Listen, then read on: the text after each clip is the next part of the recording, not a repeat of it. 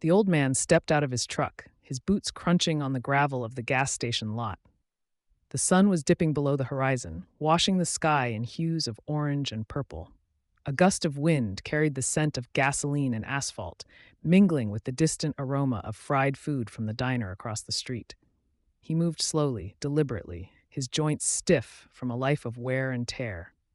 His worn leather jacket, patched in places, hung heavy on his shoulders. The creases on his face told stories of battles fought, both on the battlefield and within himself.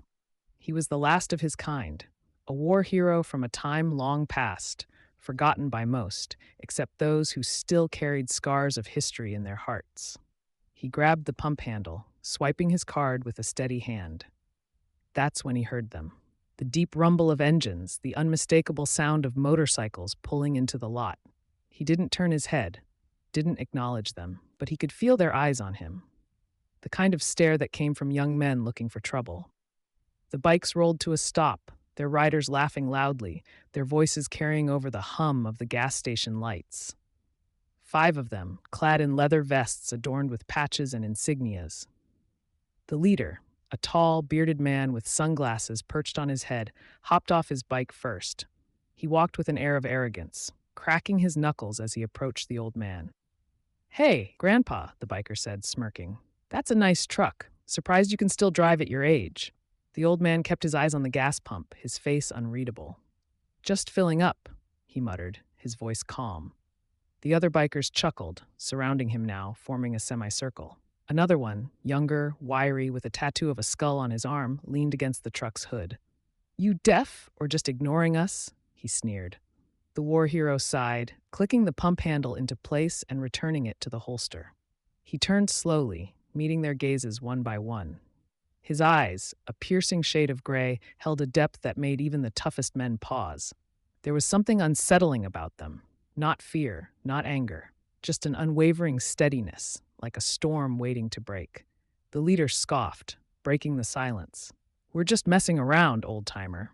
You look like you've seen some things, though." He stepped closer, just enough to test the distance. "What's your story, huh? You one of those war vets?" The old man didn't answer. He didn't need to. Something in his expression confirmed it. Another biker chuckled. "Man, these old guys think they're tough. Newsflash, Pops, your war was a long time ago. Nobody cares anymore." The words lingered in the air, thick with disrespect.